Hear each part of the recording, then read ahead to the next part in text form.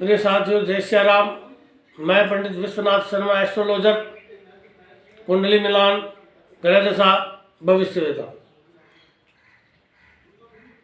आज हम पौष शुक्ल पक्ष की पुत्रदा एकादशी की कथा के बारे में चर्चा करेंगे, कथा सुनेंगे, भगवान विष्णु का पूजन करेंगे।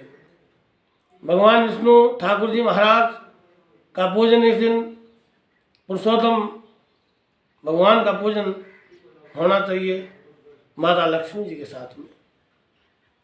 समस्त माताओं, बहनों, नारी शक्तियों को बहुत बहुत आभार, जो मेरे इस YouTube चैनल को देख रहे हैं, सुन रहे हैं, वो कथा का श्रवण करें, क्योंकि कथा का श्रवण करने मात्र से, सुनने मात्र से उस एकादशी का पूर्ण लाभ मिलता है। साथियों, आज एकादशी, पौष शुक्ल एकादशी सन 2079 का साके 1944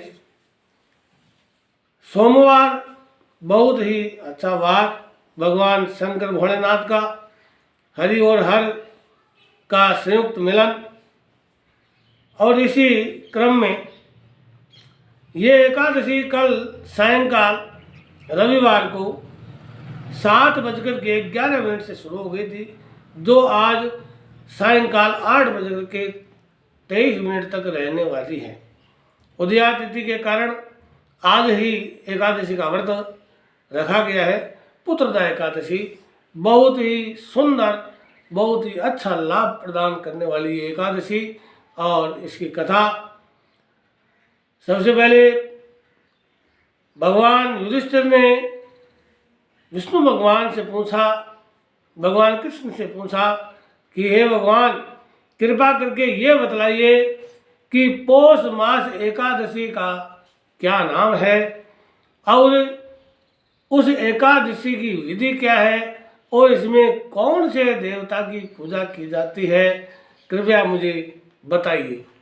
तो इस प्रकार से ये सोच करके भगवान श्री विष्णु, कृष्ण के अवतार, वो बोलते हैं कि हे राजन, इस एकादशी का नाम पुत्रदा एकादशी है। इसमें श्री नारायण भगवान की पूजा की जाती है और तीनों लोकों में पुत्रदा एकादशी के समान कोई दूसरा व्रत नहीं है, ऐसा उन्होंने युधिष्ठिर को कहा और बताया कि उसके पुण्य से मनुष्य तपस्वी, ज्ञानी, विद्वान और लक्ष्मीवान तथा पुत्र पौत्रवान बनता है। अब मैं तुमसे इसकी कथा कहता हूँ, ध्यानपूर्वक सुनिए। कथा इस प्रकार है कि भद्रावती नामक नगरी में सुकेतुमान नाम का एक राजा राज्य करता था। उसके कोई पुत्र नहीं था। उसकी स्त्री का नाम सवैया था।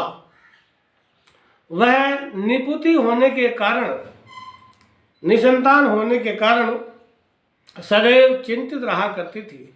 राजा के पितृ भी रोध होकर पिंड लिया करते थे और सोचा करते थे कि राजा के बाद हमें कौन पिंड देगा। राजा को पुत्रहीन होने के कारण भाई, बांधव, धन, हाथी, घोड़े, राज्य और मंत्री सब कुछ होने पर भी संतोष नहीं होता था। वह सदैव यही विचार करता था कि मेरे मरने के बाद मुझको कौन पिंड दान करेगा। बिना पुत्र के पितरों और देवताओं का ऋण मैं कैसे चुका सकूंगा। इसलिए मुझे पुत्र की प्राप्ति के लिए प्रयत्न करना चाहिए। राजा इसी प्रकार दिन रात चिंता में लगा रहता था। एक समय राजा ने अपने शरीर को त्याग देने का विचार भी किया, परंतु आत्मघात को पाप समझ करके उसने ऐसा नहीं किया। एक दिन राजा ऐसा ही विचार करता हुआ अपने घोड़े पर बैठ करके वन को चल दिया और वन में पक्षियों, सुअर, सिंह, बंदर, सर्प आदि सब भ्रमण कर रहे हैं, उनको देख रहा है। हाथी अपने बच्चों और हथनियों के साथ में घूम रहा था। वन के दृश्यों को देखकर राजा सोच विचार में लग गया। इसी प्रकार दोपहर का समय आ गया। दोपहर बीत गई। राजा सोचने लगा कि मैंने कई यज्ञ किए, ब्राह्मणों को स्वादिष्ट भोजन करवाया, उनको तृप्त किया, फिर भी मुझको ये दुख कैसे प्राप्त हुआ। राजा प्यास के मारे अत्यंत दुखी हो गया और पानी की तलाश में इधर उधर घूमने लगा। थोड़ी दूर जाने पर राजा ने एक सरोवर देखा। उस सरोवर में कमल खिल रहे थे तथा सारस, हंस आदि पक्षी विहार कर रहे थे। उसे सरोवर के चारों तरफ मुनियों के आश्रम बने हुए थे। उस समय राजा अपने घोड़े से उतरा और उसी समय राजा के दाहिने अंग फड़कने लगे। राजा शुभ शकुन समझ करके उन मुनियों के पास गया और दंडवत प्रणाम करके उनके सामने बैठ गया। राजा को देख करके मुनियों ने कहा कि हे राजन, हम तुमसे अत्यंत प्रसन्न हैं, अपनी इच्छा कहो। राजा ने उनसे पूछा, महाराज आप कौन हैं और किस लिए यहाँ आए हैं, सो मुझे बताइए। तो समस्त मुनि बोले कि हे राजन, आज संतान देने वाली पुत्रदा एकादशी है। हम लोग विश्वदेव हैं और इस सरोवर पर स्नान करने आए हैं। इस पर राजा कहने लगा कि महाराज, मेरे भी कोई संतान नहीं है। यदि आप मुझ पर प्रसन्न हैं तो एक पुत्र का वरदान अवश्य दीजिए। मुनि बोले कि हे राजन, आज पुत्रदा एकादशी है, आज इसका व्रत करें।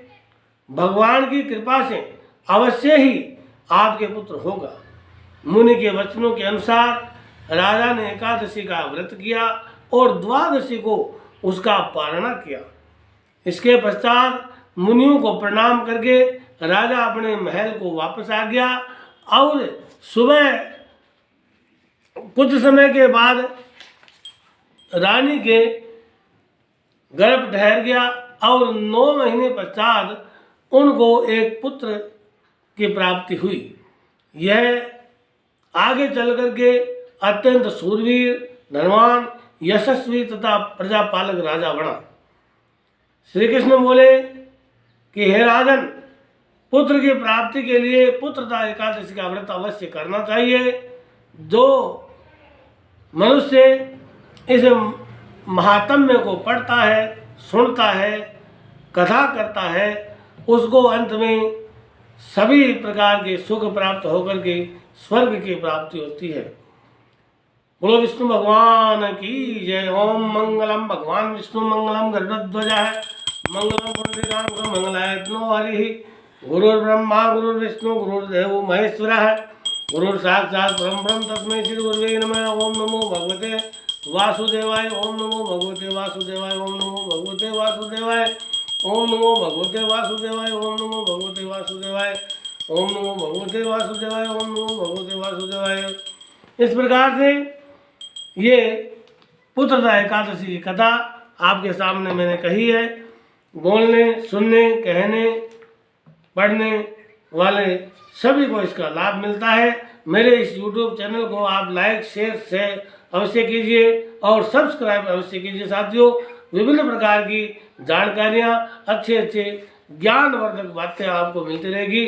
जय श्री राम, जय लक्ष्मी नारायण भगवान, जय श्री राम।